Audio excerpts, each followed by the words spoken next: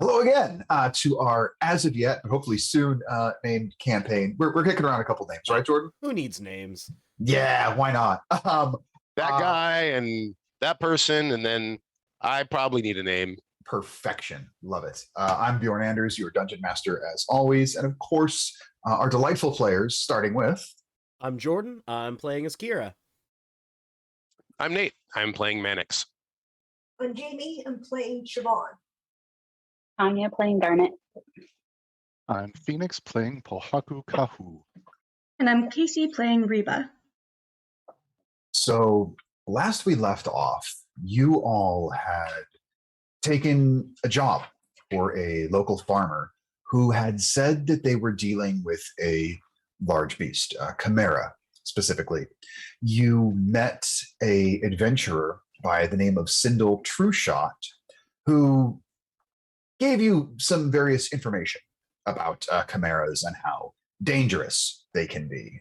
Sindel mentioned that she was the leader of this group, the Low Elves, and gave you a recipe for a concoction known as Chimera's Bane.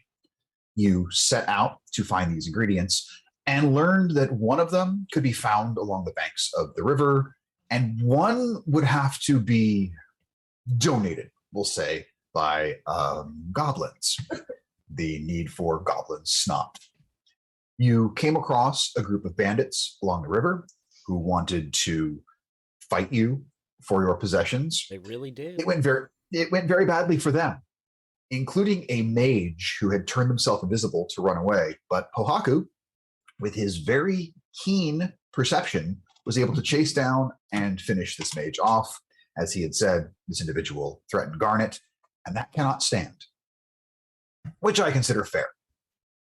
You gathered all the ingredients you needed for the Chimera's Bane concoction and had drinks that evening with the Low Elves, which also culminated in a apple shooting contest, which Pohaku voluntarily had the apple on his head for these moments.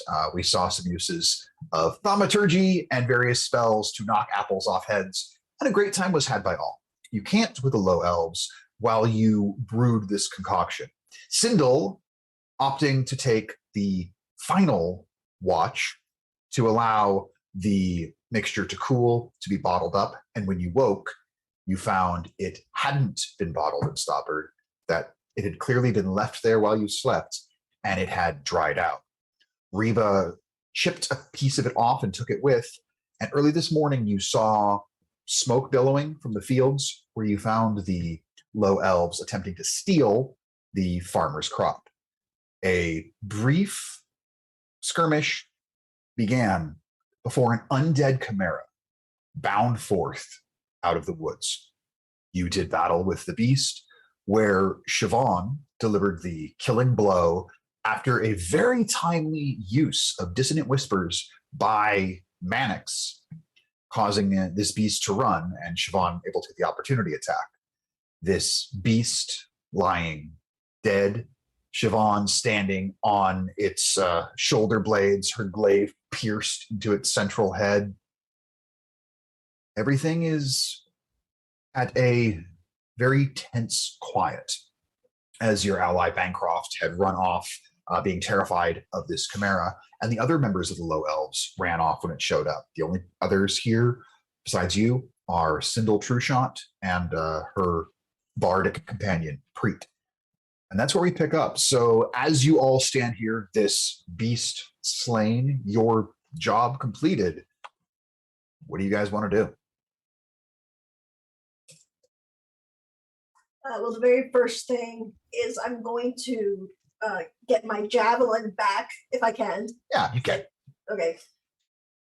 Grab my javelin and then turn towards Sindel and start stalking toward her, talking. Right. Here's the deal. You stayed and fought when you should have run. And for that, I'm not going to kill you where you stand. But you're done. You're done here. The Low Elves are done here. I will do you the favor of not dragging your family name into it. But the low elves are retired. Okay, look. They didn't have anything to do with this. All right. Preet and I cooked up the scheme. I roped them to at least help with the grunt work because I couldn't carry everything. But it wasn't their idea. They were working for me. So don't drag the Doesn't mean they didn't do it. This does not absolve them of any of this responsibility. If I ever hear word of the Low Elves again, we will come and we will put you all down. Haven't you ever had a name to live up to? There's nothing more disgraceful than not fulfilling your agreements. If you take on a job, you do that job. And you certainly don't try to screw over the others who are helping you, who could have gotten seriously hurt by the actual Chimera. We tried to get you to walk away, remember? I didn't want to see anybody get All hurt. I remember is lies, actually. I cannot believe you are trying to fight me on this. Oh, no, definitely not trying to fight. Clearly outnumbered and outgunned right now, and Outland. doesn't go well for us. Would you say you were also outplanned? What? It's because she doesn't Anyhow. have a right-hand man. I do too. Preet here is fully capable. How is Pre taking all this? Just mouth hanging open. Very. You kind of get the sense that Preet wasn't expecting an encounter with a Chimera to come up, particularly an undead one. The fact that you all showed up, that didn't seem to surprise him too much. But this creature is a bit much. Sindel looked to you all. Fine. Fuck it. Whatever. Have fun cleaning up your undead, whatever. This will not be the last you hear of Sindel Trueshot, though. Mark my words. There will be a day. You will hear great things that will done. My name will be attached to it. All I'm counting on is this being the last time we ever see you. Come on, Preet, let's go drink about it. Watch, And we're they gonna end up will- running into them in the tavern like later tonight. Pohaku is going to head over to the body of this undead Chimera, and he just kind of kneels down and is just kind of examining it. It's disgusting. It's terrible, but at the same time, he's just interested and is just kind of looking through and kind of just taking it all in. As Preet and Sindel are leaving, first, did the Chimera make any type of a noticeable sound when it was fighting, like it was like, oh, yep, that's a Chimera? The lion's head in particular had a loud roar. Okay, as Preet and Sindel are walking away, I'm gonna thaumaturgy a very loud dragon's roar right behind him just to see if I can freak him out a little bit. Make a performance check. Actually, we'll call this Arcana. Go ahead and make an Arcana check because it's a Oh, spell. I would have preferred Warlocks, man. 14. 14. It's pretty good. It's clearly not natural, but they both jump. Sindel shoots a look over her shoulder. I make sure to catch her eyes, like, She looks to you, looks over to the body of the Chimera, very deliberately. She draws an arrow, points it clearly at the Chimera's body, not at any of you, and fires it, and it just pierces right into the eye of the lion's head. You'll be hearing my name again. You And they best hope not. Any possibility, since I am kneeling Bye, down, Cinder. See you later, Cinder and Prite. since I am kneeling down next to the Chimera, any chance I can get shield up and deflect that shot? Maybe. We're going to find out. All right. Bye.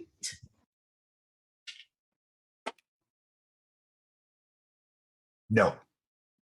She used her true shot ability that allows her to add +10 to the attack roll, and with her bonus, that would have hit a 30.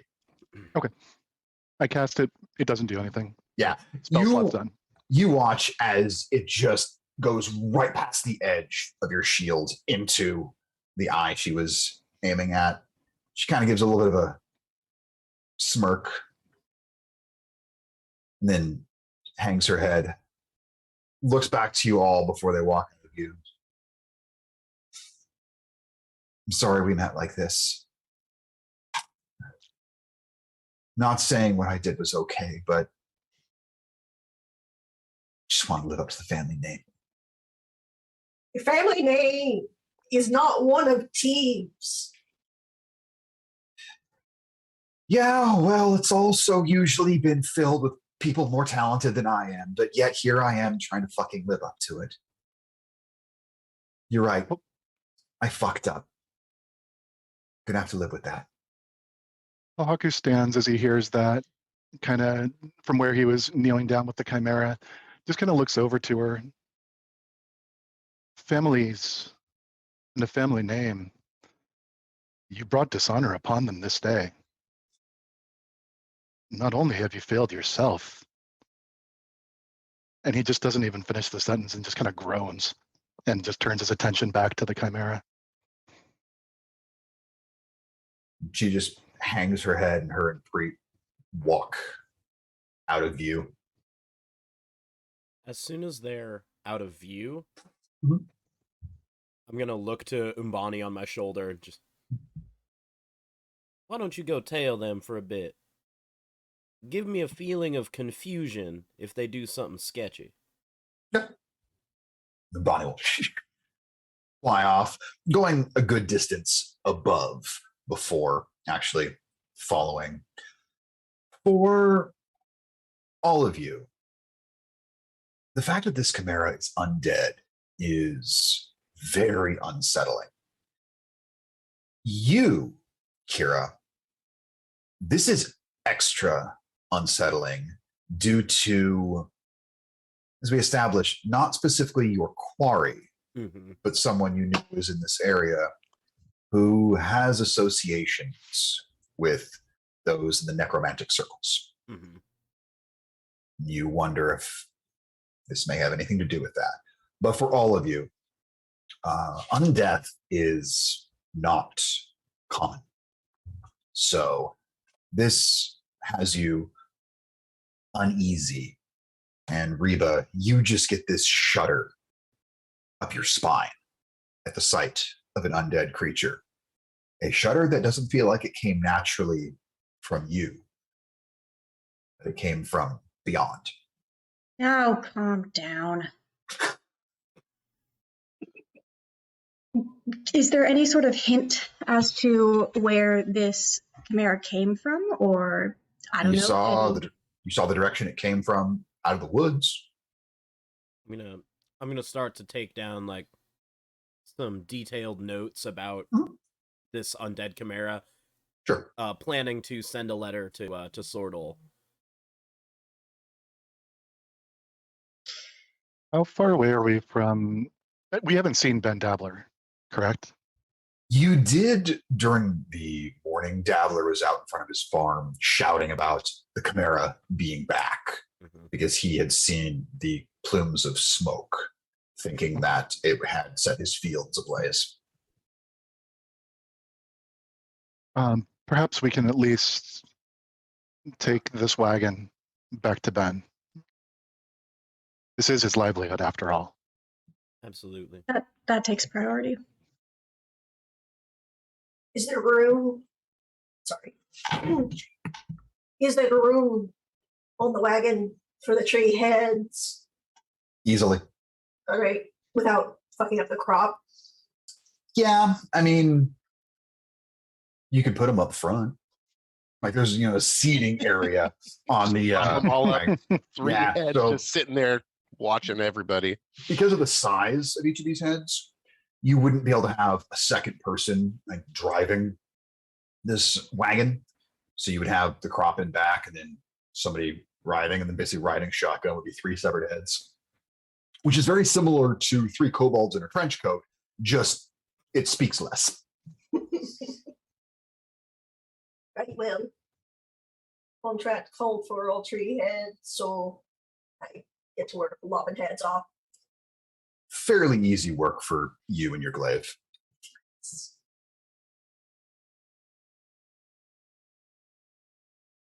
Is there anything worthwhile in the corpse of the chimera?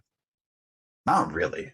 The skin has turned unsickly, or sorry, a sickly grayish color. You can smell the stench of rot coming from that open wound in the side. It's pretty gnarly. Can I tell how long it's been undead or dead in general? Make either a nature or arcana check. I'll help with that. Okay. You may. Are you proficient in one of those, Mannix? No. Okay. I So- am, can- I will help. I can give you a hand on that.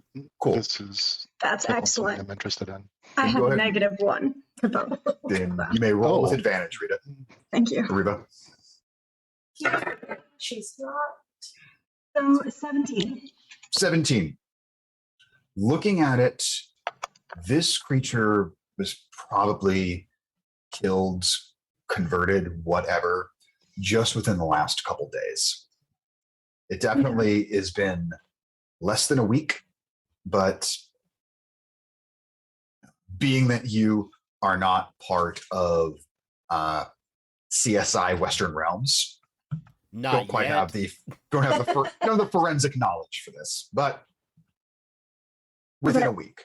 I would like to, I mean, I relay that. I would like to sort of mark any sort of landmark I can see from the direction from whence it came and suggest that after we take the crops back, we might want to see if we can investigate. The only saying landmark, the direction it came was from the west. The only things to the west of Harmony Creek would be the border going back into the Thanamirian Empire. And there is a school of magic known as the Institute of Discovery, which is in that direction. And considering this is necromancy, you don't think that this would come from an imperial magic school. Like, this is not sort of the flavor of things that mages in the Empire would just be up to. But you would know that that's what's in that direction. Harmony Creek is really the westernmost civilization of the small nation that is the Vagabond assemblage.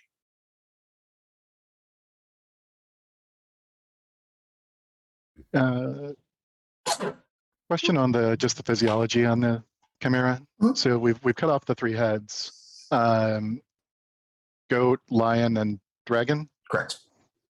The wings, are they draconic then? Very. If I can, Pohaku's gonna slice off one of the wings. Yeah, you can. Like, there's a clear joint where it attaches to the body. So it's not all too dissimilar to popping off a chicken wing. Throw that in the back of the cart, making sure the bloody end is trailing off. Just a real big chicken. Yep. Well, So you're taking all this back to Farmer Ben? Yeah. So we've got as to you work. come back to the front side of the farmhouse, you can see in the distance that Preet and Sindel had headed off in. A couple other figures walking along with them. You assume the rest of the low elves. The arm gestures you can see from some of these individuals look like they're in some sort of disagreement or argument. You can't really hear what's being exchanged. You also see Bancroft here, just seated on the ground, his elbows on his knees, his big old minotaur head hung low, and he's just slowly shaking his head back and forth. You do see Ben Dabbler there as well. Hey, you took care of it. I Why are you so surprised? Not surprised. I'm fucking relieved. Oh, good. Yeah. You should It's, choose better help hired us next for. time, though. I guess payment's in order, isn't it? Let's see The, here. The others there tell you everything that went down. You notice they seem to be walking away. I caught a bit of it. Enough to understand what happened. They tried to get a few more sentences in, told him they could feck off. Didn't want to see him around. And they started bickering and heading off that direction. No longer my problem. That's how I feel about it. As for you all, he produces a small bag of coin.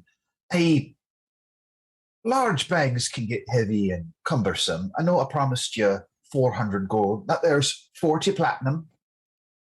Same worth. Takes up less room. Don't want to weigh you down. You're welcome.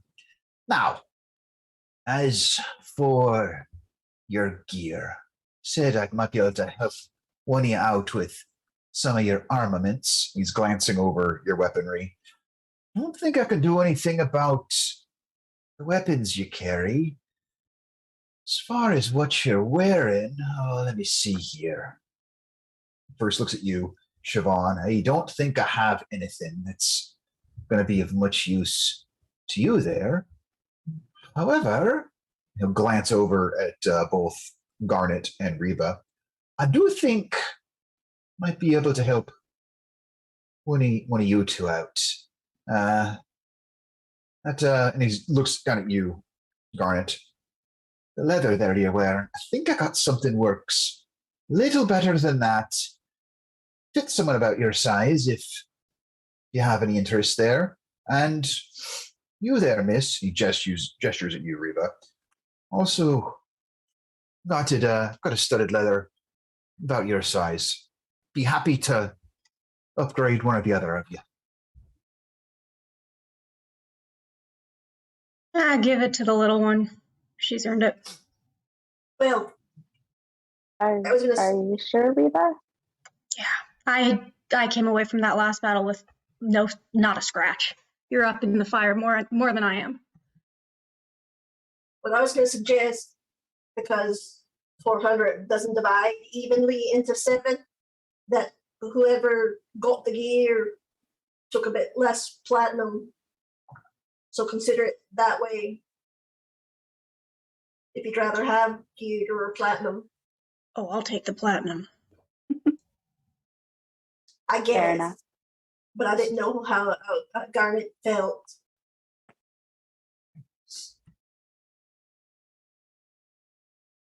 Well then, sounds like you've reached your decision, and he'll run inside. Only takes a few moments. He comes out a gnome-sized studded leather, and it's you can tell it's fairly well made. He hands it over to you, Garnet. There you go. Deal's a deal.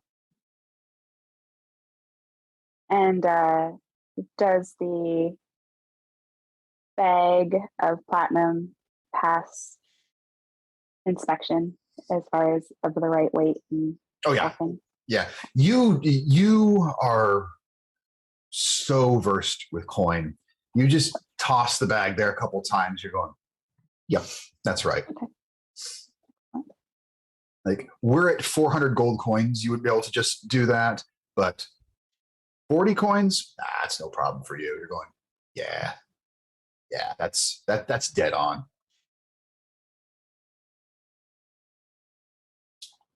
I appreciate your work. Knew I hired the right group. Glad to see this nonsense is done. I hope you don't mind. The big fella here, he said he's willing to stay around a bit. He's going to help me with the rest of the crop, bringing it in. Said he wasn't sure where y'all were headed, but doesn't sound like he's going with.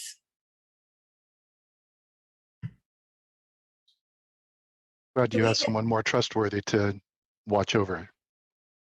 What's that? I'm glad you have someone more trustworthy than your last crew to watch over this. You and me both, friend. You and me both. Now, do we have any idea what made Bancroft run? He was clearly terrified Alright. when the Chimera used its fear effect roar. I know, but like, Okay. do we know that there's a fear effect? Because if it didn't affect us, Even if it didn't affect you, it would make sense to you that someone would be frightened. Like you had to hold your resolve to not be scared of it. And so you're going, yeah, as big and strong as he is, obviously he's afraid of undead chimeras. Samesies, but that's clearly what happened.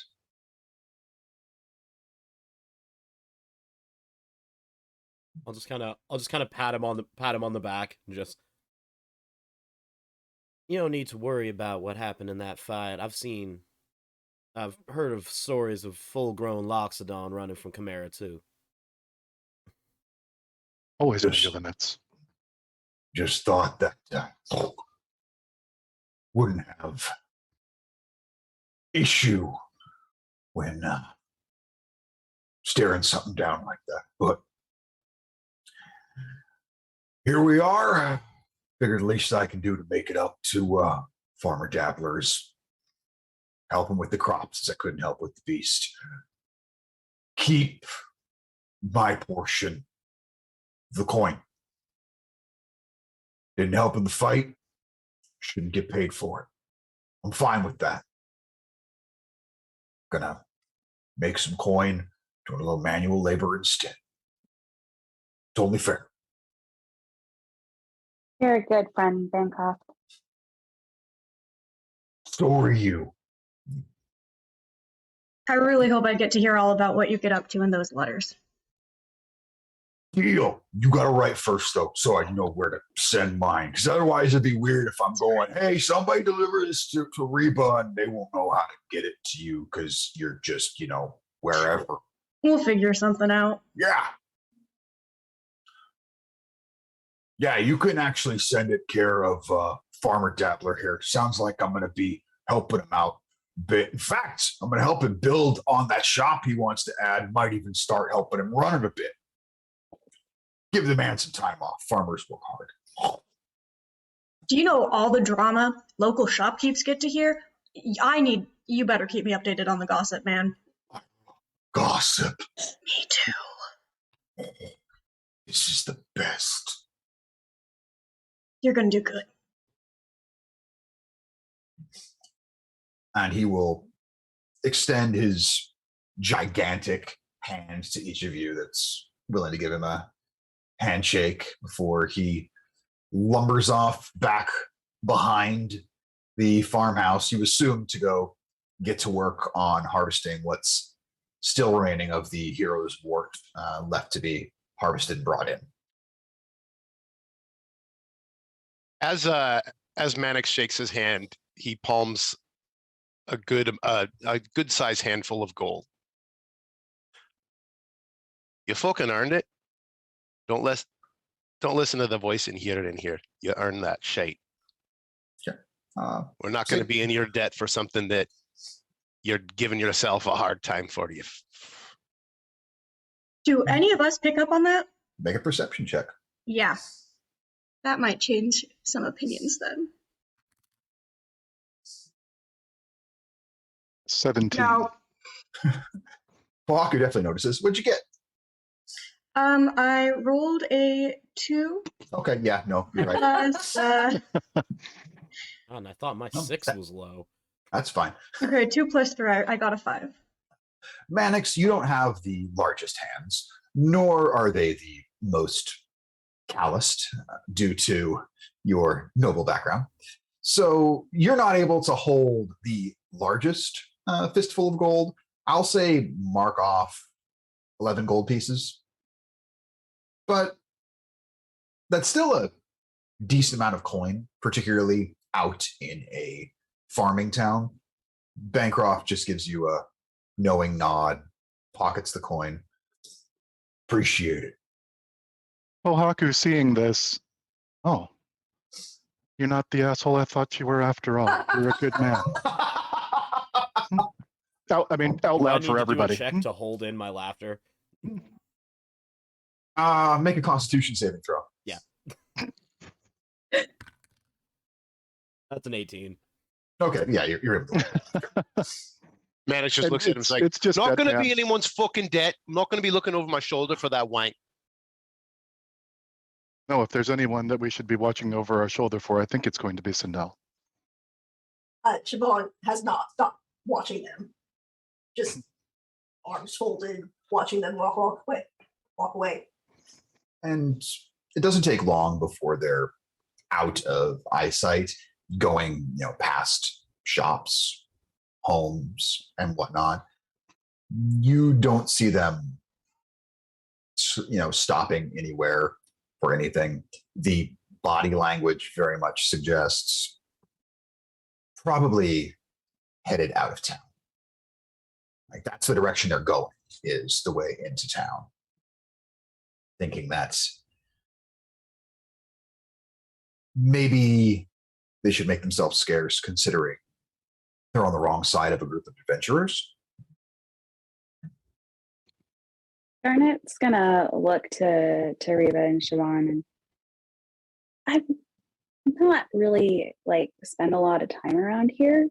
Is attempted robbery something that fuck off is the normal response, but no arresting or legal action?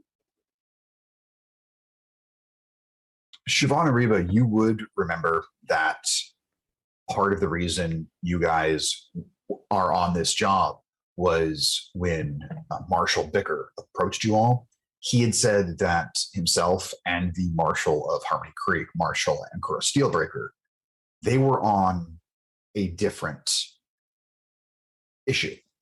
So the primary lawkeeper not being around, that would make sense to you why basically Farmer Dabbler probably just said, hey, fuck off. And this is them going, maybe we should be gone because A, we're on the wrong side of these adventurers. Also be gone before the authority about peacekeeping and law gets back. There are constables, but those are mostly volunteer work here in the assemblage. The marshal themselves is the primary lawkeeper. So with them not around, this is, Farmer Dabbler got his property back. Nothing was taken. It was attempted. Shit happens, and he's got bigger things to worry about. The frost will be on its way, and he needs to get his crops in. You would just know that, Siobhan, in particular, about that being the way of life in the assemblage. We tend not to involve the law where we can just handle things ourselves. Besides, any good rogue could easily break out of the jail, so easier just to ask them to move along. Well, I think that we can, if we make our way back there, I think we can certainly make sure that the low elves and Sindel finds no more business in this area. We might not need the law. All we need to do is let them know what a shitty group that is. And spread the word to people to help protect themselves so they don't hire on any of them because they can't. Hiding behind her family name like that, it's disgraceful. Maybe we should ask Kieran to spread the word somehow. Oh, it'll be done. Hang up a sign? He'd be good at that. Right. I don't know about the rest of you, but I could go for a bit of food and rest. But it was floated, perhaps taking a look at where the zombie chimera came from, and I I'm need to know very why there's interested. undead flying around. And it's still quite early. This was the first thing in the morning you all did. Sunrise has only recently passed. In fact, there's still a slight pinkish sheen in the sky. We were still How- planning on checking out Shimmerstone as well. The Exalted that we needed to confirm. I don't recall. There was a troll bleeder, dwarven woman. Weren't we going to be checking out the mine? We were gonna go to the mine, but it doesn't have to be the next thing we do. We can Is it We can possibly in the follow. direction of the Chimera? The Chimera came from the opposite direction, though Geography is hard. the woods are just to the west that it came out of, though those woods also extend far to the north, all the way to the shore, and a bit to the south, largely encompassing one side of the the outskirts of the town of Harmony Creek. To the east is where you find the railroad, the city of Ruby's Crossing, and then beyond that is the Shimmerstone mine a bit further to the east. DM, is Garnet expected at the mine at any given date or time frame, or is it just kind of when she gets there? Kind of when she gets there. You are a very free spirit, always have been. So it's known Garnet will do jobs she's sent on.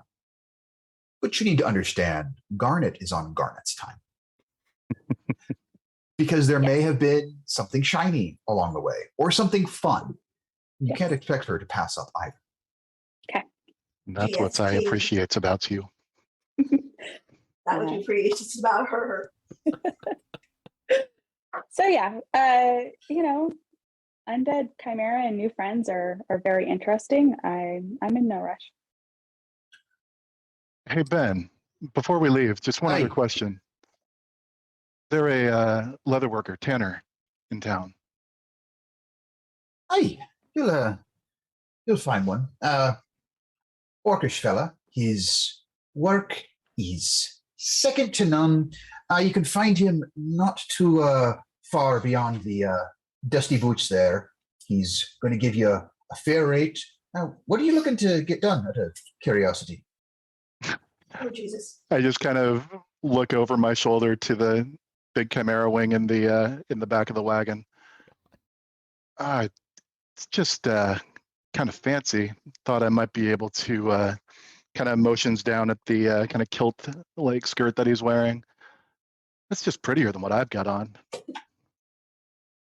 Hey, that's goodness. I'm almost afraid that I asked. Well, if you head there just beyond the dusty boots, goes by the name Borak the Swift. Borak the Swift. Aye. A good name. Appreciate that, Ben. I appreciate you all. Anybody who wants to can give a perception check. Kira can do it with advantage. I don't see anything. Oh, I'm glad for that Maybe, advantage. maybe at all. 15. 15? 16. Anybody get, 15 or higher who all got that?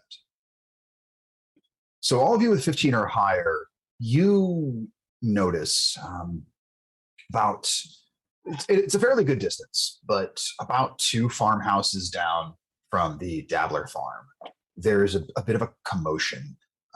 Some people kind of starting to gather. This is in the opposite direction that the low elves went. Nothing to do with them. You notice, Kira, that your familiar had clearly become distracted by this and had sort of circled over to take note. And there's definitely some people gathering. There's something going on over there, and you can hear some raised, possibly even slightly panicked voices. I'm gonna almost immediately I gotta check a thing out, and I start walking toward it. Oh, no, without me, lad, you don't. Well, we got to keep an eye Ben, on it's those been two. real. I think we're going that way. I wonder what certainly is happening down there. I've got work to do, otherwise I'd go with you. It looks like it's the Everpride farm. Everpride? Aye. Ragmir Everpride. Dwarvish fella.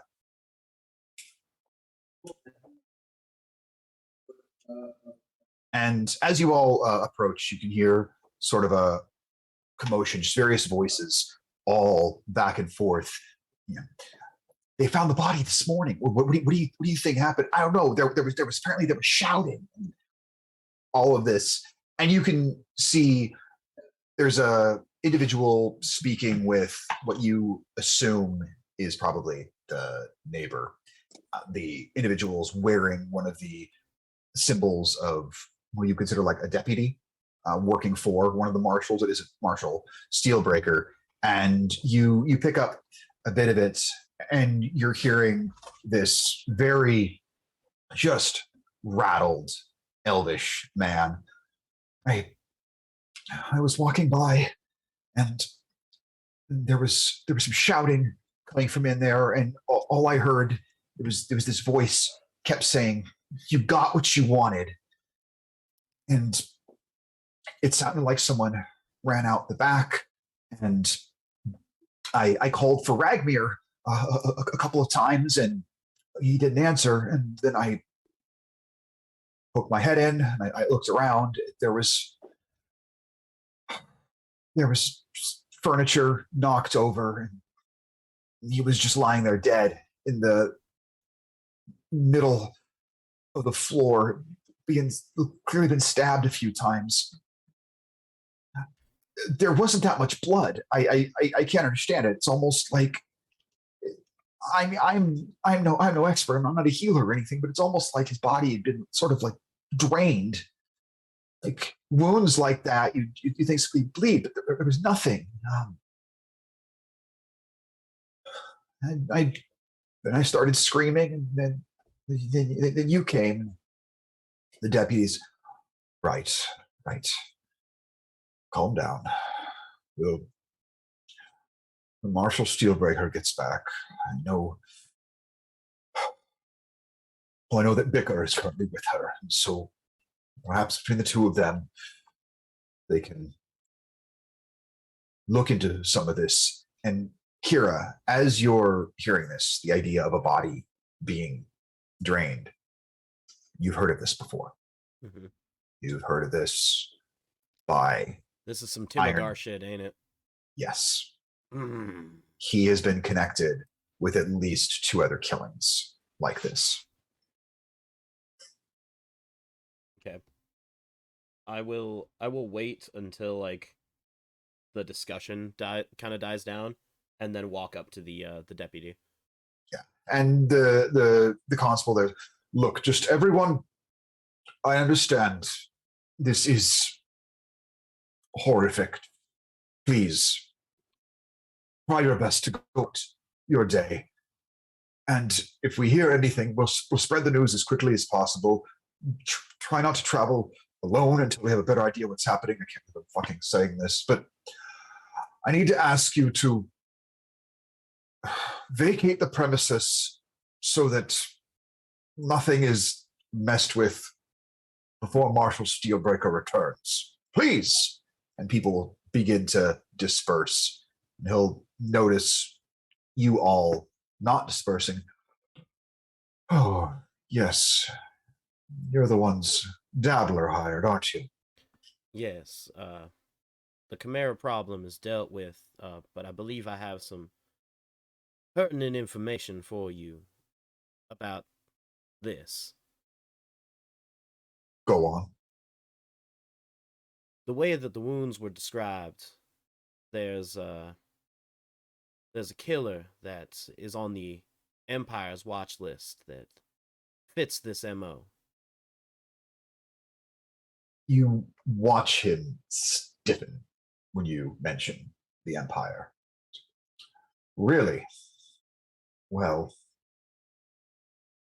how nice for them. Considering we aren't in the Empire, I don't know how useful that is. I know a bit about this particular individual, and I'd like to help.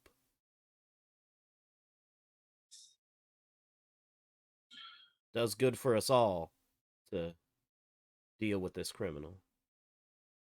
On the other hand, as well, the chimera that we dealt with was not an ordinary chimera. It was an undead chimera. Which I have also, ways to make sure that does not happen to this victim. which also may have to do with him as well. What do you know about that? There's so you remember the stories of my father that I told around the bonfire. Hmm. I'm working to follow in his footsteps, and part of my training and my job now is to keep an eye out for people of note, and this one happens to go by the name of Timigar Irontusk. What else do I know about Timigar? Not a lot. You know that many reports of what he looks like are conflicting. Right. A very, very savvy individual when it comes to disguises. You know that he is some form of warlock based on the type of magic he has been seen doing.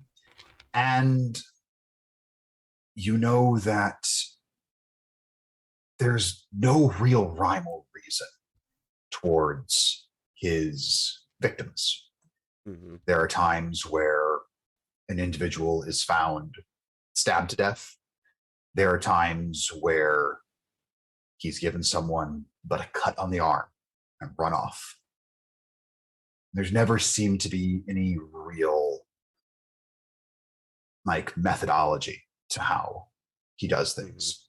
The only thing that seems to be the same is that draining. Yes. You do know that with how recent this must have happened, this is the closest anyone's been on his trail. You know you have to be close. Mm-hmm. And the constable, well, you say you have a way to keep this body from turning. Please, by all means, come in, and I just don't disturb anything within the home. Kira, when you said that they were connected, do you mean the bodies usually turn? Not necessarily. He's just shown an interest in necromancy and working with necromancers. Whether he can do it himself, we're still not certain. I'm not going to take that chance. I enter, as I've been invited. What do I see from the victim and from the environment? So the victim is a dwarven male. You can see multiple stab wounds in the torso, almost no blood on the clothes or coming out of the wounds themselves. The body actually looks slightly shrunken, as if maybe some of the moisture was drawn out of it. There was clearly a bit of a tussle here. You see like a table knocked over, a bookshelf on its side. Nothing looks to be missing, however. This victim still has his coin purse on his hip. So there was no robbery. This looks to have been just a straight up murder. Judging by the fact this victim is dressed, fully dressed as if they were to go out for the day, you think this happened very recently, probably within the last hour. I would like to begin to ritually cast Gentle Repose. Okay. I would also like to look to Kira and say, "You're the expert. What do you see?" Don't know if I'd call myself an expert, but from what I've Make been an told... investigation check, Kira. Yep. That is a 19. Look at Nice. that dice coming in clutch. The very first thing you notice is a back window is completely knocked out of its casing. You can feel this cool breeze coming in. You look towards it. It's wide open. There are a couple shutters on it that would close from the inside, and they're completely pushed out to the outside. You're guessing that's probably the way he made his exit. Umbani, perimeter, little less than a mile that way. We'll head off and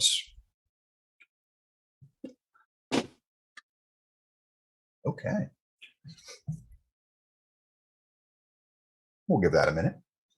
Yep. And I'll keep looking around for anything else. And just like it's obvious he left out that way. And it looks like, and the wounds definitely do match what I've heard before. Yeah, he's known for wielding a short sword, Mhm. and he's a spell sword. So in addition to the magic, this is clearly his weapon of choice for using mechanics terms, hexblade. Mm-hmm. And so I'll just give a detail of everything else that I think of what's going on, just kind of rapid fire as I'm seeing everything. Mhm. And then at the Cool. end of that, just flood of information. The only problem I have is that my orders were to send information, but not to engage. However, this is closer than, at least from my reports, anyone has been.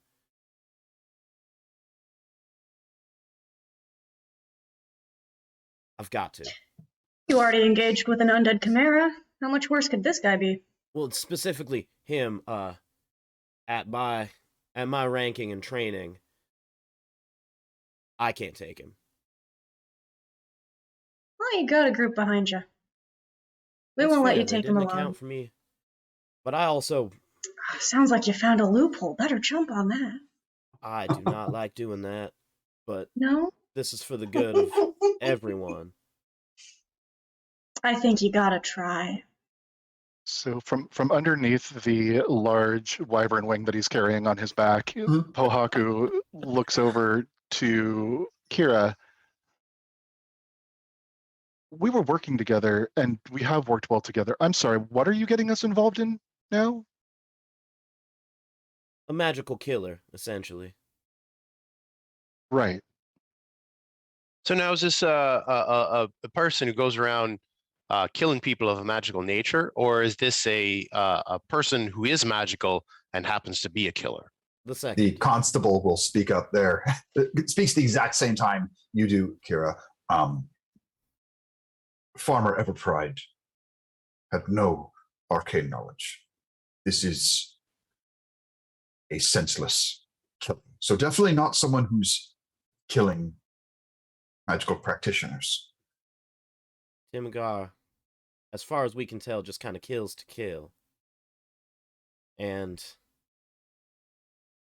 none of the records have shown exactly who his pact is with, but he gets his magic from not a reliable or reputable source. Look, I don't know when the marshals will be back, so if you all can do something about this, I can guarantee you it would be appreciated. If you need anything else from me, my name is Rorin. I assist Marshal Steelbreaker as best I can.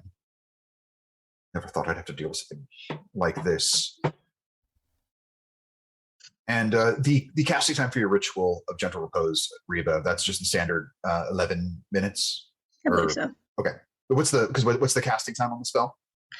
The casting time is one action, but it has the ritual R So- next to it. Yeah, so add 10 minutes to it. Yeah. So the 10 minutes. 6 seconds. Yeah. Yeah, sorry, what was the name of the deputy here? Rorin. Rorin. And Yep. what was his race? Human. Human. Okay. Thank you.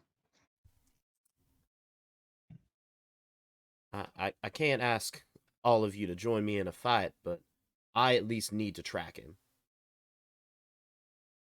And I'm there. Almost on cue as the spell finishes, Bonnie will return and has very clearly found something. We've got a lead. And I'll look down to Bonnie and just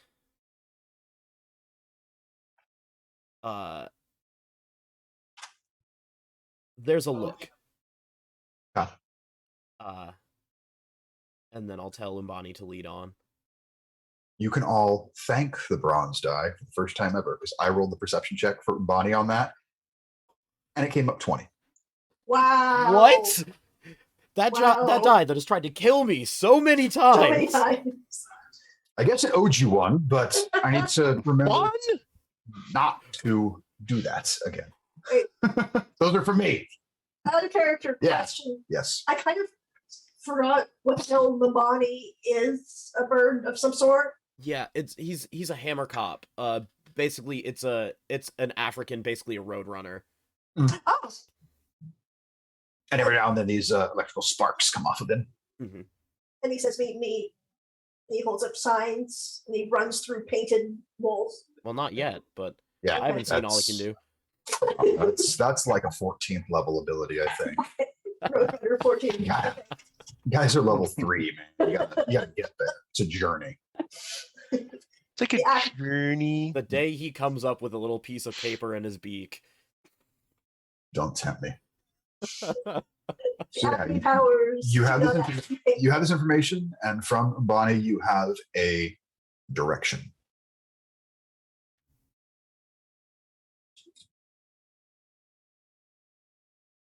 I mean, I know we just had that fight and we haven't had a chance to rest or anything, but it's got to be I something. would say between the time being spent with Dabbler, gathering things up, talking down Bancroft, the farewells, all of this, and just basic conversation, waiting for everything to disperse, there would be enough time that you guys could have a short rest in there. So if you want to spend any hit dice to get that back, cool. Go and give yourself the benefits of a short rest. I know for Mannix, that's a huge deal, being a warlock. The Lord. Number one super fan Oh, man. of the short rest. You are going to love short rests so much. I will use Arcane Recovery and get 2 spell levels back. Yeah, Does anyone need healing? I'm just gonna use a hit die. Just a touch, but yeah, I'm just going to roll a hit die as well.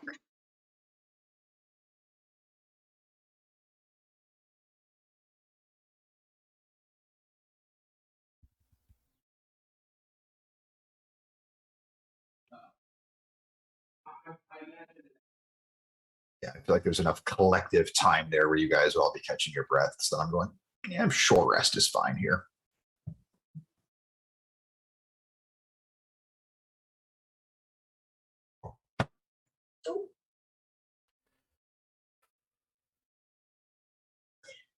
At some point during this, Siobhan did not go into the room. Mhm. Didn't want to fuck anything up, Sure. but just kind of watched from outside, and is trying to get Reva's attention to like. Okay. Okay. I follow. If I follow Siobhan.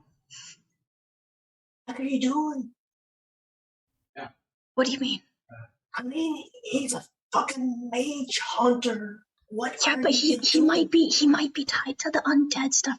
Siobhan, if there's anything about necromancy involved here, I need to follow and find it. And I get that's not your deal, and that's fine. Tell Colm thank you for everything he's done for me, but it's time for me to move on.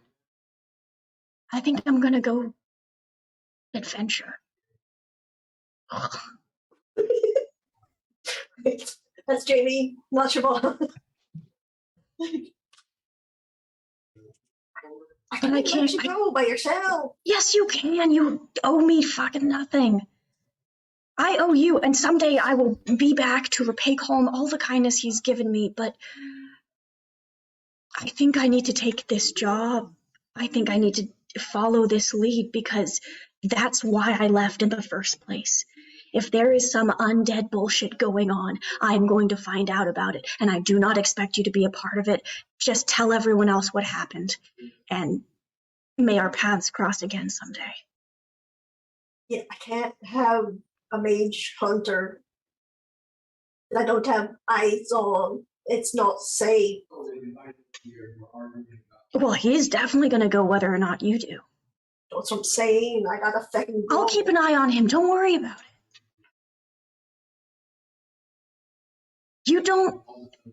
You have a home waiting for you, and you have a family waiting for you. Oh, I know.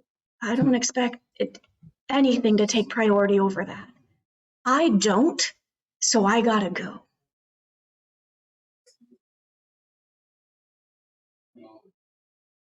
Okay, go on then. Okay. Thank you. I turn away and I go back.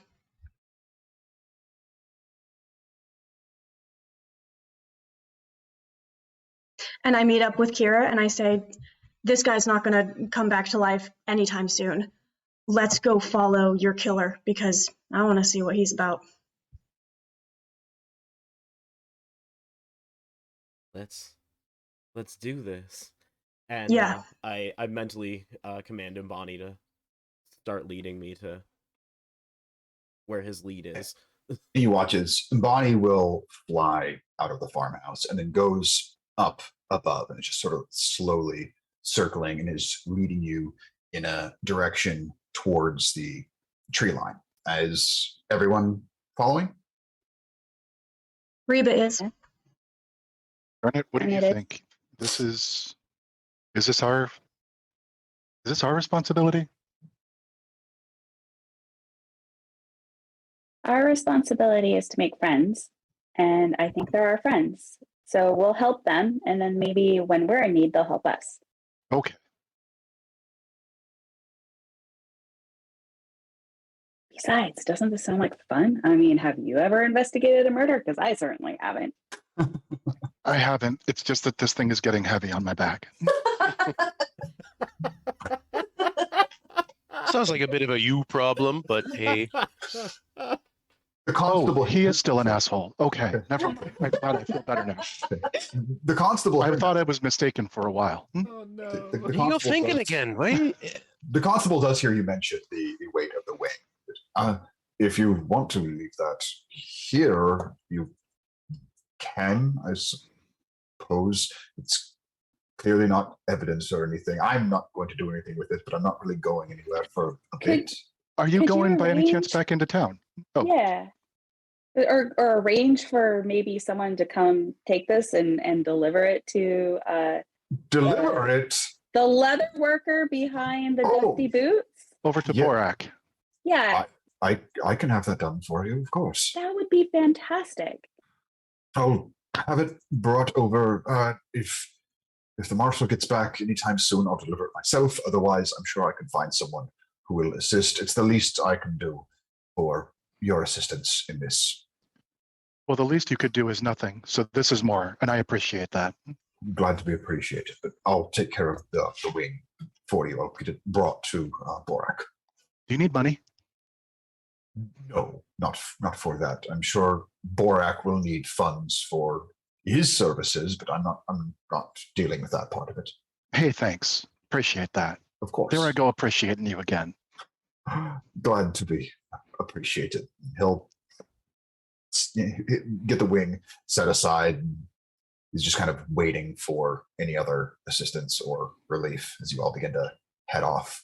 Yeah, just have them tell Borak that is for the champion of the festivities. You know, the one they were chanting my name over and over again. Yes, I was there. Yes.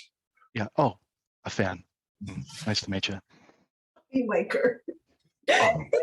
Well, no offense, but you actually lost me some money. I did betting for your opponent. So Well, that was just a stupid move. Pohaku, he's doing Yeah. us a favor. So maybe shh. Okay, thank you Go again for follow the Kira. favor. Kira's leaving without us right now. We should go. Garnet's telling me I should go follow, so I'm going to do what she says. that's what is Right. Siobhan? What is Siobhan doing? Wherever she stepped away to have the private conversation. Sorry, can't say that word. Private discussion. And she's kind of watching everybody leave, and then just and follows after them. Kira, you leading this expedition of sorts, it doesn't take long before you end up seeing what it is Umbani saw. There's a small camp set up, and you can see where there was a fire here recently. There's also a small, like cabin-like structure built. You would guess this was probably used either by hunter, trapper, thieves, whatever, but this looks like a small, it's either safe house or campsite of sorts. Mm-hmm. But you do notice clearly that the front door is slightly ajar and open. Where you all are, this is probably about 150 feet away as you've been going through the woods here. This has just become visible in this small partial clearing amongst the trees.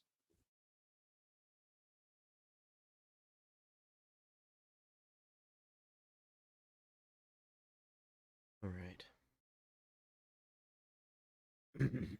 Well, this is where Umbani thinks he is or will get some information. Garnet, I don't suppose you have any tips on being sneaky. Yeah. Be quietly and move slowly. Fair enough. I'd like to. Do you want me to go first? I don't I'm feel happy comfortable to go putting you in that kind of danger. No, you stay here. I'll go check. Give me a stealth check, Garnet. All right. Knowing Garnet's about to do so, Pohaku reaches out. Wait, before you go. Just again, kind of claps her on the shoulder. I'm going to cast Enhance Ability. This time, what is this? Cat's Grace. Advantage on dexterity checks. I'm Love also it. going to just a quick thank you and cast guidance. Excellent. Easy. Roll your stealth check with advantage, and then add a d4.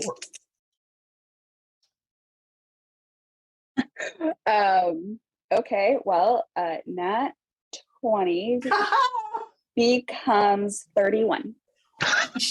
Holy what? We are So- level 3. Yeah, well, An extra 3 on the d4. yep. So Somewhere Hob is smiling. briefly, and part of it you think this studded leather that you're now wearing, Garnet, because of this being a farming town, it's got a very natural motif with it. And you guys actually lose sight of Garnet momentarily as she starts to step away to go towards this cabin. You quickly spot her again as she's not trying to be stealthy from you all. You realize this armor is sort of affording her a natural camouflage here in the woods, because it's the only fucking way I can explain a 31 at level 3. And Garnet, you sneak up to this small cabin. You know you're quiet even for you. You're actually kind of proud of yourself, and you get up there. You have no doubt that not a damn thing would have seen you. Go ahead and make just an investigation or perception check, your choice. We'll investigate. Point of order, if before I lost sight of my party, I would have established a telepathic link with both Kira and Pohaku. Love it. That's not as good. That's 11. 11. Glancing through the open door and then sneaking around, sort of peering in through a window, you're surprised that you don't see anything in there. I don't see anything. Do I see like four walls and a floor? And Yeah. nothing When I else? say you don't Okay. see any individuals, I guess I should say. Yes, it's not. Okay. It's not this empty void. It's not a deadly flame. That'd be weird. Just making sure. I appreciate the clarification. Thank you. There is a small table in there. You can see a bed. Looks like it was used recently, but you don't see anyone in there. You do, however, hear something in your mind.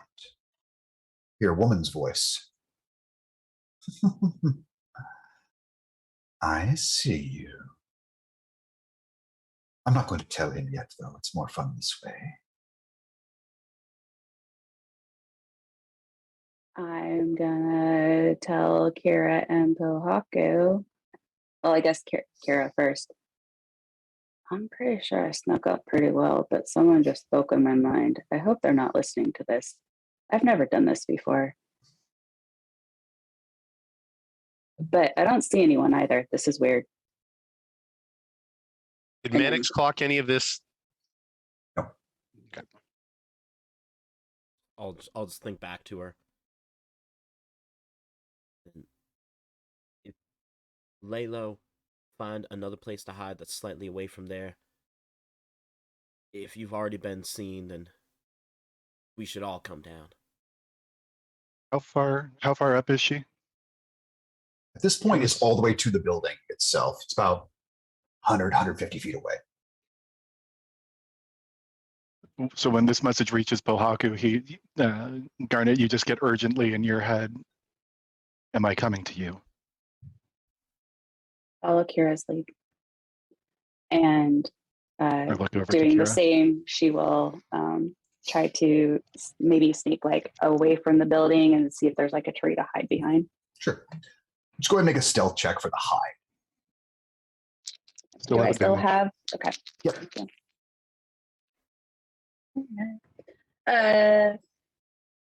Stealth check for hide 26. You're small. Trees aren't. You feel very well hidden. And all. I just turned softly over to Kira and just look at him just straight in the eye. That's my best friend. She said to trust you. Don't let me down. Nothing's gonna happen to her. But let's do our best to try and follow her lead and sneak up, because just because they somehow saw her, there's still a chance someone might not see us. And I'm gonna try and lead everyone sneaking, like, not like directly, Sure. but kind of like a arc. Okay. Give me a round of stealth checks, everyone. I'm not good at these anymore. Oh my god. 23. Did you get Are we Kira? gonna be good at this? They are not. What'd you get, Kira? 15. 15? All right. Siobhan? I just want you all to know I have to roll with a disadvantage, and I got double 17. Yo! Nice. The For dice- 18. Reba, what'd you get? I got 17. Dang, Mannix. 6. Ah, So- there it is. Mannix is Mannix is kind of looking around just to see Yeah. if anybody's at watch. He's just kind of he's just sort of casually strolling. very casually, almost stomping like a galoot. And very quickly, some of you notice this, and particularly Pohaku and Siobhan are kind of reaching out, to sort of knock crunchy things out of his path.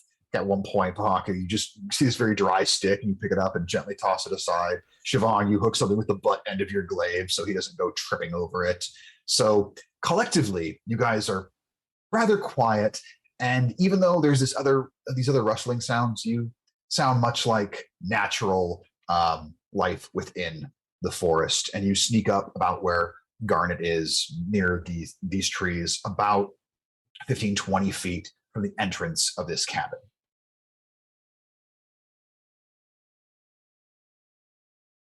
Everyone give me a perception check. I would like to have Jesus. Umbani give Siobhan the help action. Oh, thank you. That's a 9 for me. Okay, 15. 15, 7. That's a 19 for me. 19. But Garnet? 2. 2. 15s and above. She can't see through the tree. Nope, can't at all. I hid really well. Which is Victory. weird. It's weird that you mentioned seeing because this is a sound thing, but that's okay. She can't hear through the tree either. But I like where your narrative was at.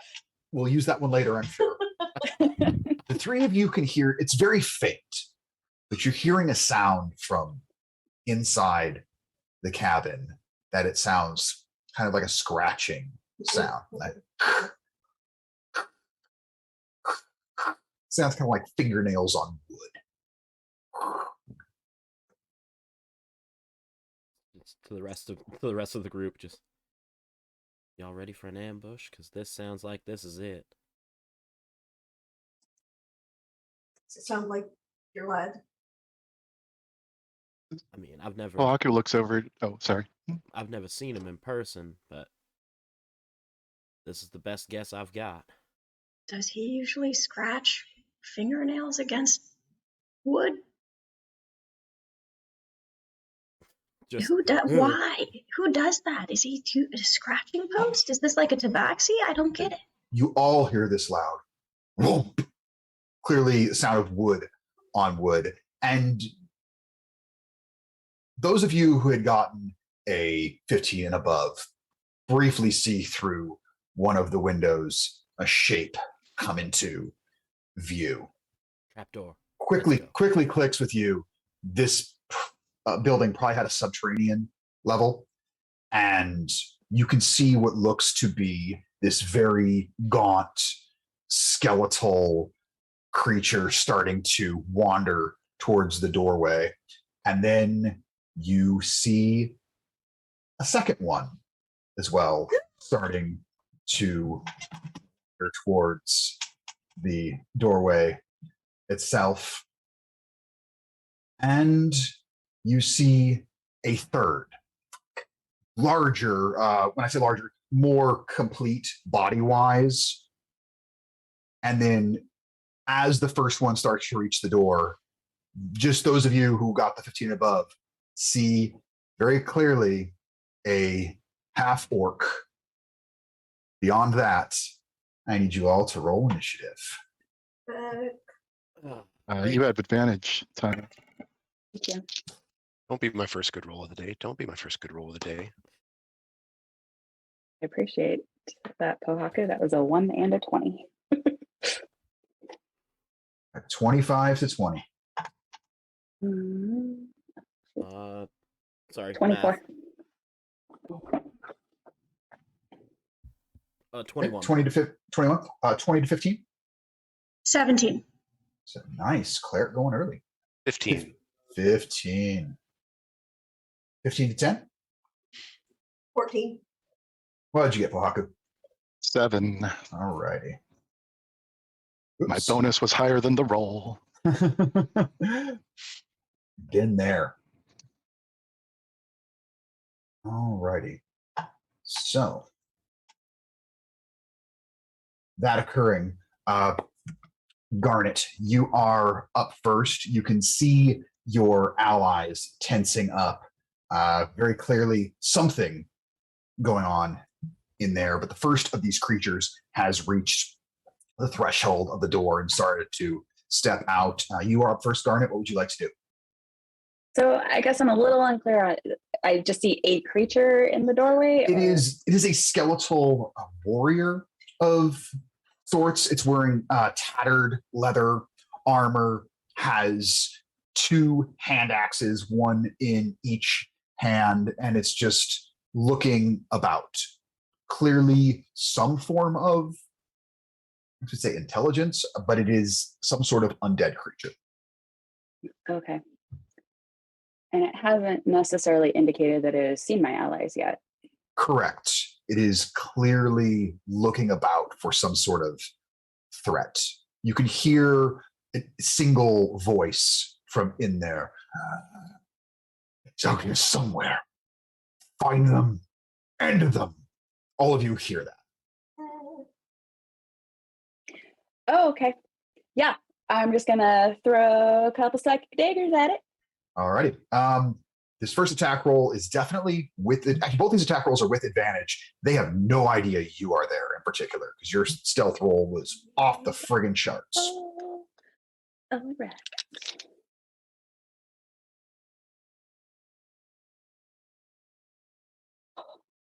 No. 10 to hit. 10 will actually miss, not by a ton, but it misses. It kind of, this one's very skeletal. It just goes right through the rib cage. All right. Well, we'll use the bonus action to perhaps do better. Okay, that's a 25. That will definitely hit. Go and give me some damage. All right, and this was at advantage, so this is a sneak attack. Sure is. Okay, that is 10 points of damage. 10 points of damage. So you guys watch as Garnet throws these two psychic blades at this creature. What type of damage is that?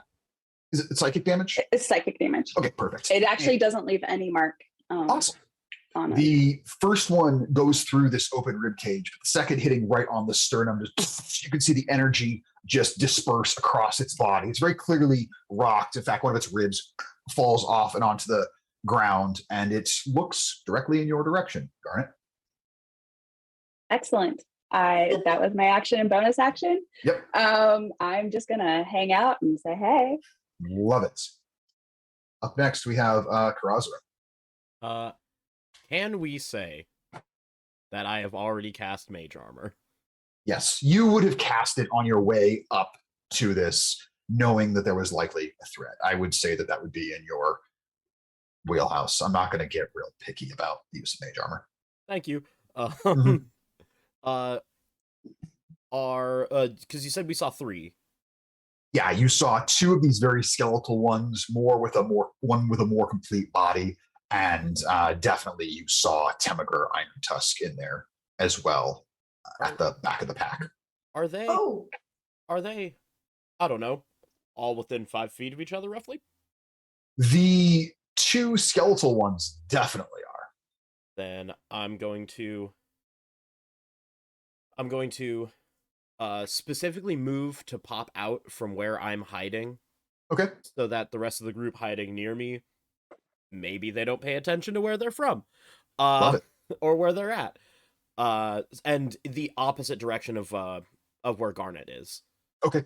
So, and I'm gonna chuck an ice knife in there to try and hit one of the 2, and hopefully have the 5 foot the 5 foot radius shards hit at least one other thing. Cool. Are you targeting the one that was already damaged, or going to try and target the other one? It's a more difficult shot to hit the fresh one, as it is slightly behind the one that's been damaged. I'm still gonna try and hit the fresh one. Okay. Make an attack roll. That is going to be, that looks more like my regular rolls. That's still a 17 though. 17 will hit, even with the cover bonus. Love it. Then that's going to be a D10 for the initial hit. Okay. That is 9. 9 points of damage. And the other skeletal warrior is close enough that it would take the damage. All right. And the target also takes this explosion, but they do a dex save at this point Ooh, to see if they can. no. And it's a dex of 14. That is cocked. Nope. So that's an extra 8 cold damage. So as this ice knife flies just over the shoulder of this front skeletal warrior, slams right into the ribcage of the one behind, and explodes outwards. You watch as both of them shatter and their bodies hit the ground, bones flying everywhere. They are both very defeated. Wow. That That's is I'm not okay. going to say a damn thing. As much as I want to, Kira would not say a thing. Seeing that happen, this larger, more complete creature, also a hand axe in each hand, as it steps forth, and you all get a full look at its body, its face. Most of you, I would say only Pohaku possibly hasn't. You've heard of these creatures before. They are undead creatures you would thought of just as legend, ghost stories told to children at night. This is a Draugr. This is a warrior that is for some reason still tied to the mortal realm. And for whatever reason, is not dead and moved on. And this Draugr is going to charge at you, Kira. It is going to make 3 attacks with its hand axes. Great. Pretty sure a 9 misses. Mhm. That's a 17 to hit. I will cast shield. Okay. And for its last hand axe, natural 3. So you'll watch as it just swings in this absolute fury. One of them glancing off of Kira's arcane shield, and it's just staring you down, Kira. Reba, you are up next. Mannix, you're on deck. So we've got the Draugr. Do we have any other undead around us? No, the other 2 were completely obliterated by Kira's ice knife. All right. We've got the Draugr. And then is the half-orc still there? He's inside. Okay. Well, first off, Reba sees the Draugr and just goes like sheet fucking white. Like the blood drains from her face fully. And yeah, she has to take like a split second to compose herself. With her action, she is going to...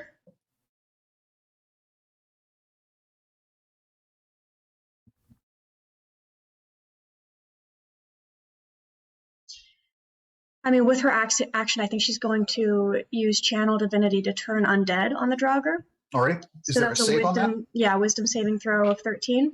All right. Has advantage. Doesn't need it. It's an 18. All right. So that didn't work.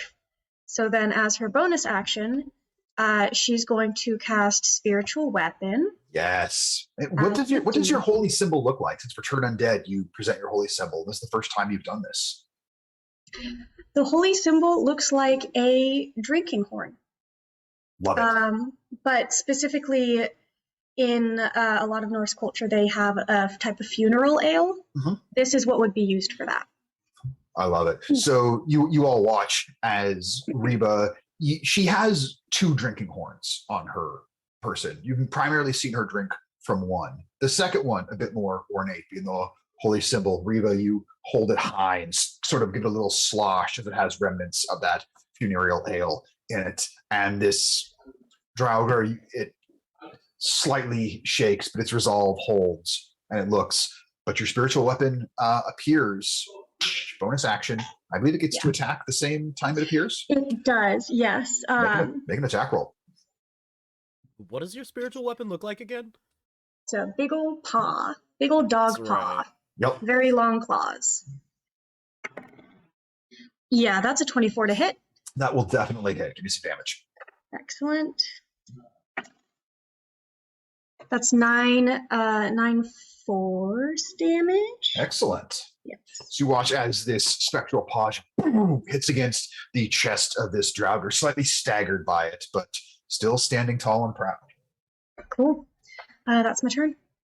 Alrighty. Mannix, you are up. Siobhan, you're on deck. Just looking at this guy, just like, you know what? I'm just going to have to take a shot myself. Let's just go ahead and Eldritch Blast this booger. Alrighty, make an attack roll. 15. That will definitely hit. Give me some damage. 10. 10 points of damage. You watch as this arcane energy comes off of Mannix's hand, colliding with the chest of the Draugr. Again, rocked by it, but still standing, angry, and ready. Mannix, anything for your bonus action? No. Alrighty. Siobhan, you are up. Okay. So I don't know about the one still inside. You heard his voice come from inside, so you would know that he's in there. What would I know that the Draugr can't talk?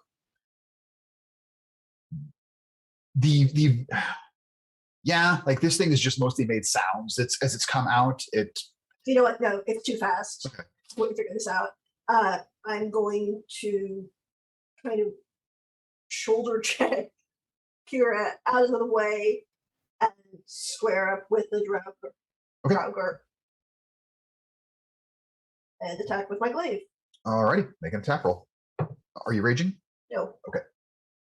That is a 15 to hit. 15 will hit. Give me some damage. Okay. 7 points. And you notice as you sink your glaive into it, it doesn't seem to do as much damage as you feel like it should have, as it appears to be resistant to your blade. Yeah, I love all these undead. Thanks, Bjorn. You're welcome. I mean, did you expect anything else but undead from him after the last campaign? It won't all be undead, don't worry. Anything else for your bonus action? Nope. Alrighty. Oh, but you see the tattoos do their thing. Okay. So the tattoos doing their thing, is that... Oh, I thought that was just when you were raging. Oh. First attack. Okay. In that case, up next, it is Temugr Irontusk. He will step out, see a bunch of you all glance. Sorry, you're right. It is while I'm raging. Okay. So that does not happen. Doesn't happen. Gotcha. He is going to fire off 2 Eldritch Blasts, and you notice him. He has this very just beautiful looking short sword in one hand. He glances you all over. He's going to fire off 2 Eldritch Blasts first. First one's coming at you, Kira. That's a natural 20. Oh, no. Hey. Are you using bronzy? I am. There you go. There it is. So Ohaku, seeing this shot lined up, is going to just again throw sand up in the air. He's not actually trying to throw it into his eyes, probably too far away for that. But yeah, he throws it up and the sparkle catches his eye. Should be distracting. It is. So I will re-roll due to the silvery barbs. I'm not kidding. It's another natural 20. Well, hell. How everyone knows. I will alongside give me. the advantage to Kira. Alrighty. Well, if it makes you feel any better, Jordan, I rolled absolute balls on the damage roll. Good. So it was a potential 24 points of damage. You will take 10 points of force damage, Great. whereas I rolled double 3s. Great. But that's the first Eldritch Blast he fires. I'm fine. Everything's Jesus. fine. The second one, he's going to send over at you, Mannix. And that is a... Where's his bonus? There we go. That is a 24 to hit. Yep, that'll hit. So you will take 6 points of force damage as the second Eldritch Blast collides with you. All right, I'm going to use my reaction to Hellish Rebuke. Ooh, go ahead and give me some rebuke damage.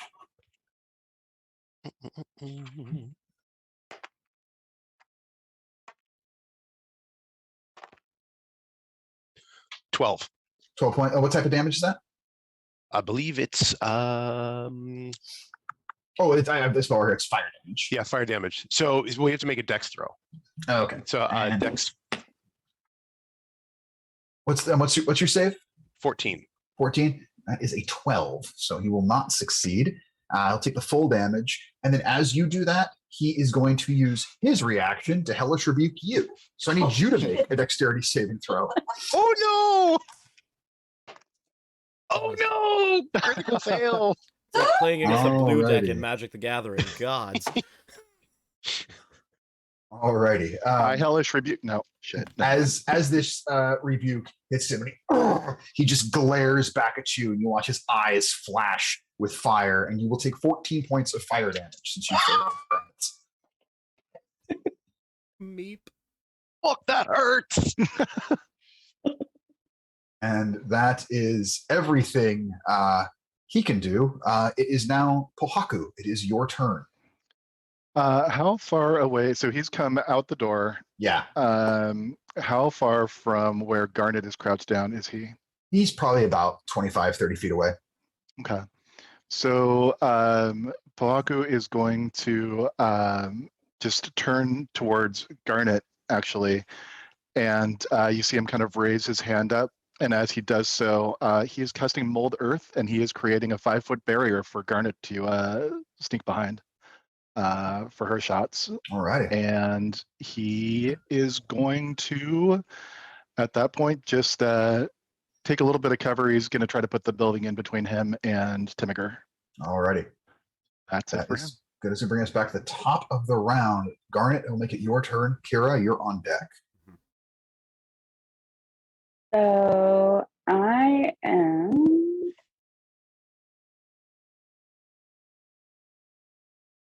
Siobhan is in melee with the Duragard. Yeah, with Durgar. the Draugr. Draugr, yes. Draugr. Thank you. All right. No, I will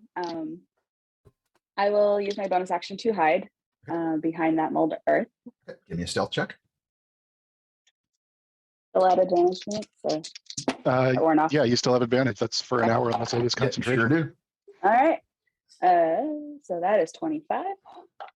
Yeah, you get the sense that because you're quite small and you could pop out from any side of this, while they definitely know where you are, you're a precise shot. You'd be able to get a little surprise on this. So, yeah, you can consider yourself hidden. Surprise, motherfucker. And then, yeah, we'll continue to throw some psychic blades. Okay. And these are at the Durgar? I'm sorry, the Draugr? Damn it, Siobhan. No, the other guy. Okay. Cool. Make an attack roll. So that is 19 plus 6, so 25. That will definitely hit. Go and give you some damage.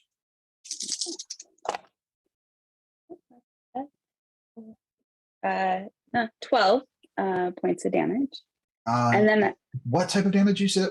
You said that Psychic. was psychic damage? Yeah. So you notice as this, and how much damage was that? 12. 12. You notice as it lands, it doesn't seem as effective as you would think. This individual appears to resist psychic damage. Interesting. All right, good to know. And then I will use Actually, some sorry, new- real quick, I want to, because this might affect, I had forgotten to activate or to do the familiar. Can I Mhm. say that he flew by Sure. Temiger? So you wouldn't have had to hide for advantage if you didn't want to. Okay, cool. Then I will move and then hide so that I'm hidden. Cool. You can keep Yeah. the same. You can keep the same roll for the hide. I don't mind. Okay, thank you. I'm not real picky about that. But as that Remember does that bird. land, I need you to make a dexterity. No, this is after Mannix's turn. He's had his, so he gets his reaction back.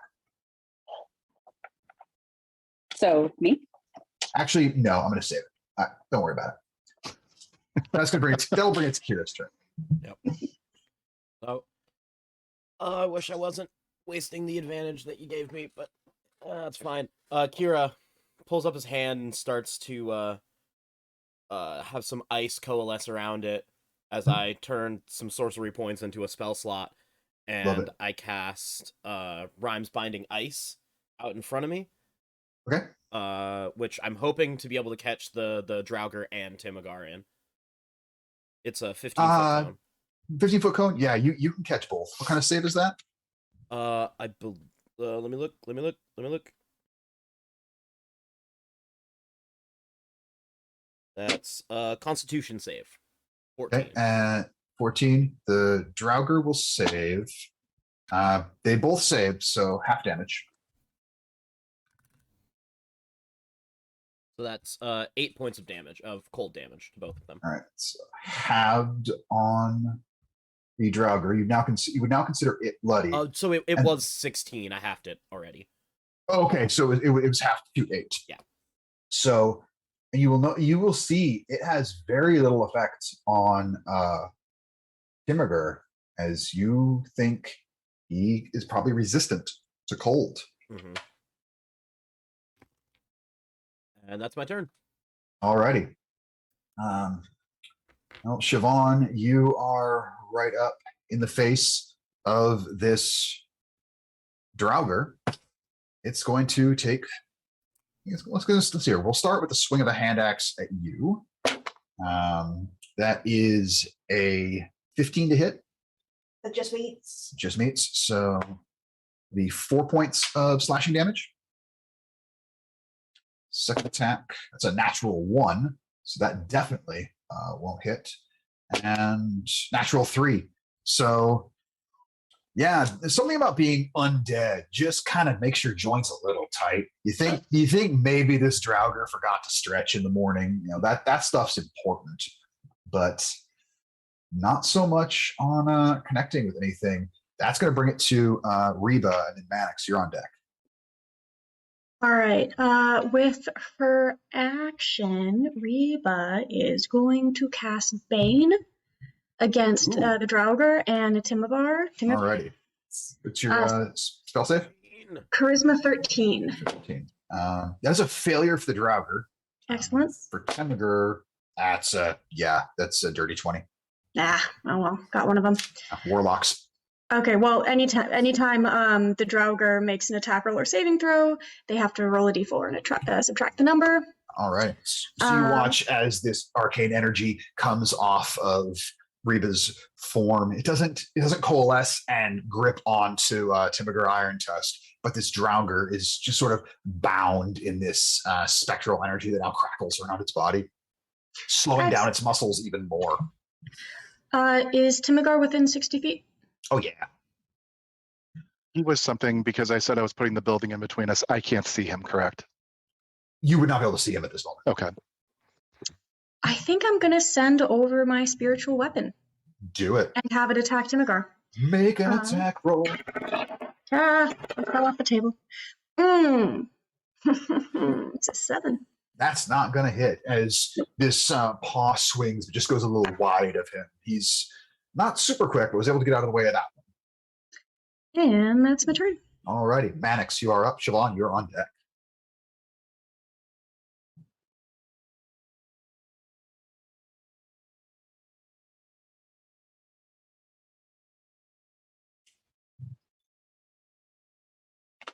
Natron. Mannix? Sorry. ahead. I was elsewhere. Eldritch Blast, please. Eldritch Blast. I'm sitting here, I'm like, God damn, you just said fucking Mannix. It's been a weekend. It's all good. It's all good. Which one are you actually, attacking?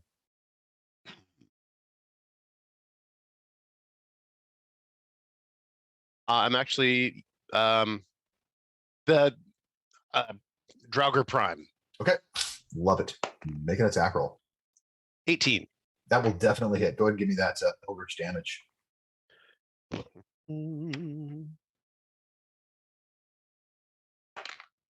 12.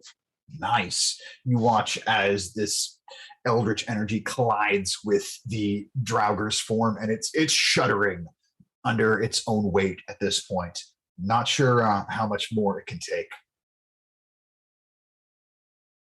Anything else there for you, Mannix?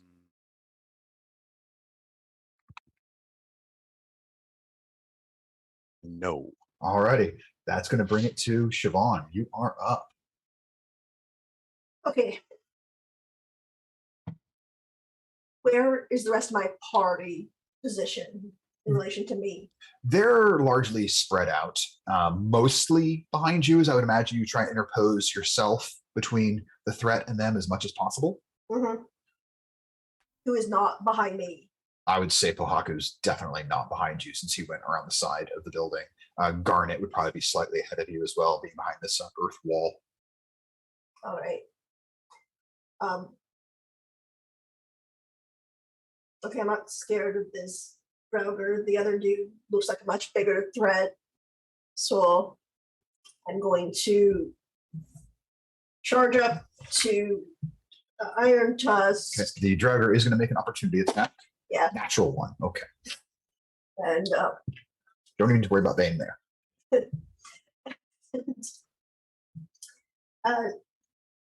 attempting to angle myself so that no one could see me, but other than him, I rage. Okay.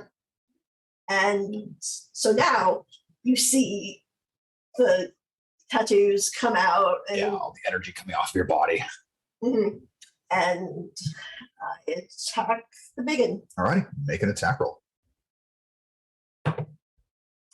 That is 23. That will definitely hit. Go ahead and give me some damage. Oh, it's a terrible roll. That is 8 points. 8 points of damage. You swing and you bring your glaive down across his chest. And for all his ability to resist things such as cold damage and psychic damage, he certainly does not resist sharpened steel going across his body as it very clearly rocks him. For the popper. Alrighty, that is your turn. That is going to bring it to his turn. And well, he's going to take 2 swings at you with his short sword. So first one does you said 15 just meets? Yep. Okay, so that is going to be for 8 points of piercing damage, halved to 4 since you're raging. And second swing will also hit for, that is 7 points of piercing damage, which is halved to 3. So he takes these 2 cuts at you with this short sword, but you are resistant to his damage. That is going to bring it to Pohaku. Okay, having seen him take, or when I pop out from behind, does it look like, how does he look, Timiger, in terms of damage? He's taken some lumps. You would not consider him bloodied quite yet, but he's definitely taken some damage, breathing a little heavy. Okay. So I will then keep things simple for now. I will have Pueo go ahead and fly past, telling him to help Garnet on her next shot. Okay. And then I will just, kind of smash his hand into the dirt. It comes back out covered in magma, and he hucks it over at Timiger. Alrighty, excellent. Make an attack roll. So that will be 18 to hit. Alrighty, that will do some damage there. Go ahead and give me damage. That is 9 points of fire damage. 9? 9. I blow him a kiss and I duck back behind the building. Well, first, I need you to make a dexterity saving throw, Oh, as all he's right. going to hellish rebuke you. That's a spell, yeah. That is a spell. That is 19. All right, that will succeed. So you'll take half damage on this.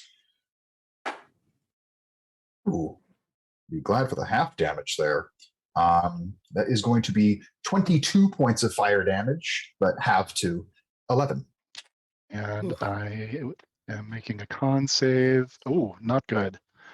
That's only a 7, so the enhanceability on Garnet does drop. Alrighty.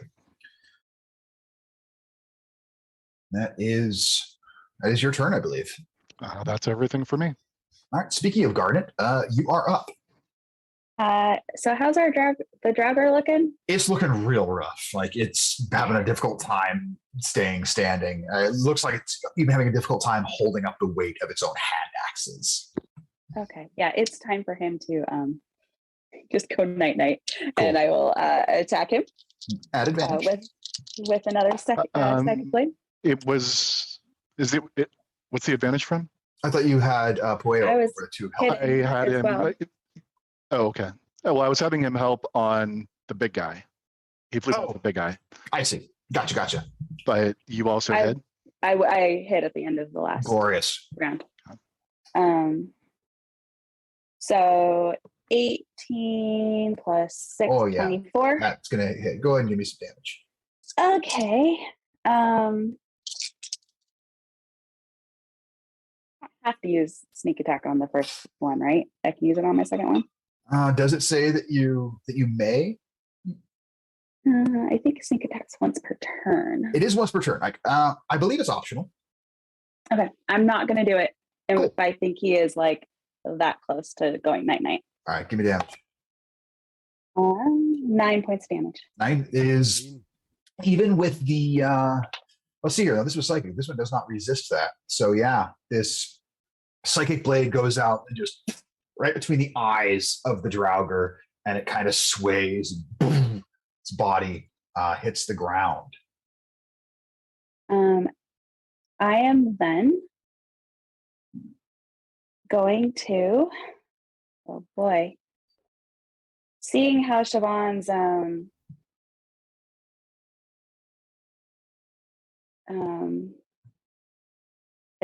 glaive attack did better than my psychic Yes. damage last time. I am going to move up and behind Timigar, Good. and I'm gonna poke him with the dagger. Love it. Make that attack roll. And this is an advantage because I had help from the other guy, Well, the familiar. I believe so. Right, that is 22. Oh yeah, that hits. Go ahead and give me that damage with the sneak attack. Right. Oh, nice. 14, and I don't get the extra on it because I wasn't psychic. So yeah, 14. So you stab this dagger in between a little gap in his armor, and you watch as coughs up a bit of blood, and you'll pay for that. And he's looking a little worse for wear in this moment. That will bring it to Kira. You are up. Reba, you're on deck. Right. I'm gonna step over over the now re-dead Draugr Yep. and up to Timigar. I'll have Umbani help me, so I have advantage, and I'm gonna strike with my short sword while All right, make an saying attack roll. well, none of you recognize him, but maybe Timigar will recognize the thing that Tyree would always say is, for your crimes, I bring justice, and I'll slice. All right. You know what? Make an intimidation check on that. Can do. Let's see, that's 16 plus. Come on, pull up my stat, please. Because that's a lot. 22. 22. You definitely see his eyes widen at those words. Mm-hmm. He knows of that phrase. And then that's an 18 to hit. 18 will hit. Go and give me that damage. Cool. And that is 5, 6, 7, 8 regular old slashing damage. Love it. Bringing the short sword into him, you can feel it just him tense up in pain. Definitely has had better days than this. That will bring it to Reba's turn. Mannix, you are on deck.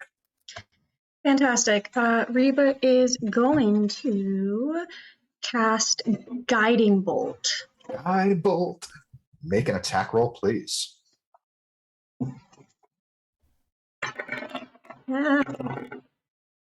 That's going to be a 19. 19 hits. Excellent. Give me that radiant damage. Another Actually- damage type he does not resist. I gotta know, where does this guiding bolt hit? Well, it's 8 points of radiant damage. I would say just like right in the chest area, since it is Probably. I know what you're getting at, Jordan, but Yep. how well he's surrounded, I don't think Reva is going to get that angle. So this Fair. searing bolt of radiant energy boosh, right in the chest, and his body begins glowing. The next attack roll against him has advantage. fantastic, which I think is going to be spiritual weapon because love with my bonus action, I'm doing that. Do it. Yeah. So that is 24 to hit. That will hit. Give me that damage, please. Oh, I probably should have done that first, shouldn't I have? Because it's not an incredible amount of damage, but oh well. Well, that's I rolled a 1, so that's going to be 4 damage. Still, every bit helps. And as your spiritual weapon collides with his body, rocking him once again, he's definitely looking very, very hurt. Mannix, you are up. Siobhan, you are on deck. All right, I'm just gonna go keep Eldritch Blast in this Draugr Prime booger. Well, make an attack roll, please. 19, 19, that will hit. Give me that Eldritch damage, please. 11. 11 points of damage. He is just so rocked, completely staggered by this. He's breathing heavy. No, I don't meet my end like this. That will bring it to Siobhan. It is your turn. This energy dancing off of your tattoos, this half orc just very badly wounded, coughing up blood. You're up. I'm gonna calmly look at him and say, well, as calmly as one can while raging. I think you do. And reckless. Reckless. All right, make an attack roll. Oh fuck. This is a 17 hit. 17 will hit. Give me that damage. Okay. That is 13. 13 points of damage. You bring your glaive down hard into his chest as you pull it away. You watch as you think he's going to drop, and he just somehow just rights himself. He is going to use that wonderful Oh, orcish ability, boom! relentless endurance, Gotta love where it. when he's supposed to drop, he's still at 1 hit point. I believe that's your turn.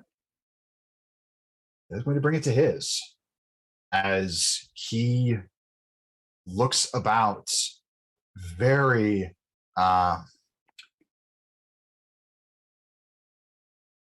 for his action, he is going to cast invisibility.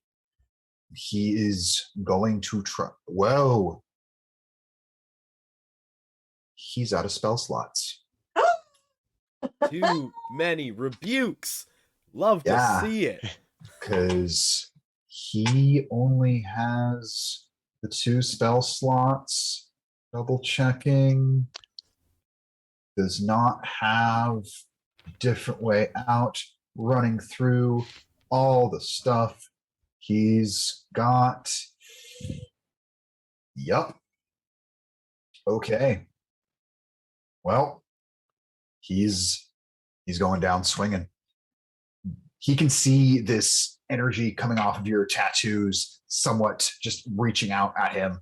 Siobhan, he's smart enough to know that he's got to focus on you, so he's going to swing away at you with advantage.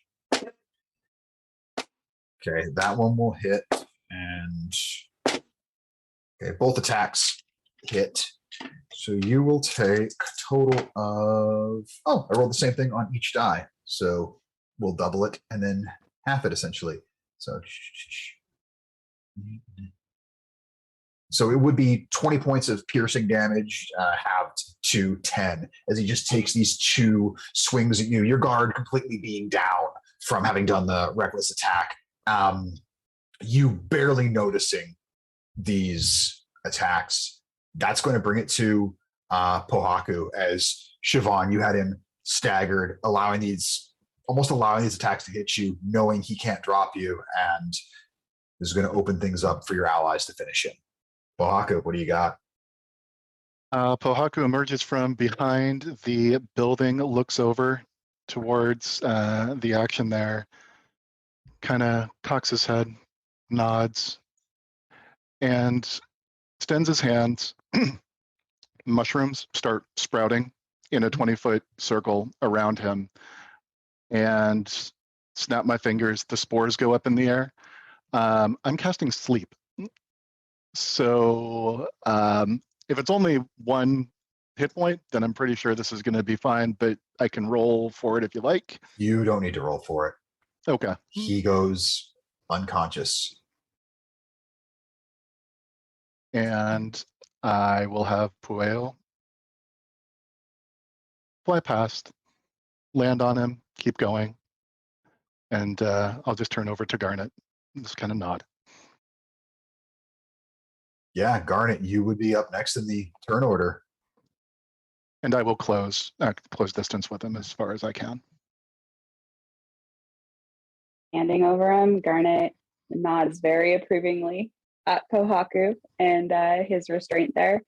Looks to Kira and says, "You call the shot here." My orders are to finish him.